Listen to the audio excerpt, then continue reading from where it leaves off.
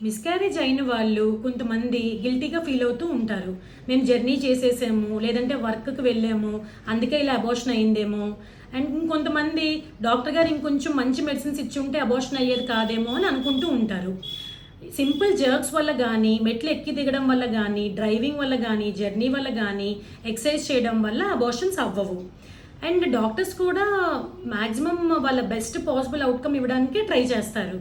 మనకి తెలియాల్సిన విషయం ఏంటి అంటే 100 ప్రెగ్నెన్సీస్‌లో 10-20 ప్రెగ్నెన్సీస్ అబార్షన్స్‌లోకి ల్యాండ్ అవ్వచ్చు. ఇవి మోస్ట్‌లీ 3 మంత్స్ లోపు జరుగుతూ ఉంటాయి. అండ్ కొన్ని వాటికి అసలు కారణాలేమీ ఉండవు. ఇడియోపతిక్ అంటాము. అండ్ కొన్ని ప్రివెంట్ కూడా చేయలేము. ఒకవేళ 2 ఆర్ మోర్ మిస్‌క్యారేజెస్ వరుసగా అయితే దాన్ని రికరెంట్ ప్రెగ్నెన్సీ లాస్ అని పరిగణించి అప్పుడు మొత్తం అంతా ఇవాల్యుయేట్ చేస్తాము. సో ఒకసారి మిస్‌క్యారేజ్ అయిందని డిసార్టర్న్ అవ్వకండి. మీకు నెక్స్ట్ ప్రెగ్నెన్సీలో మంచి హెల్తీ బేబీ పుడతారు. ప్రీ కన్సెప్షనల్‌గా ఫోలిక్ యాసిడ్ వాడడం మాత్రం మర్చిపోకండి.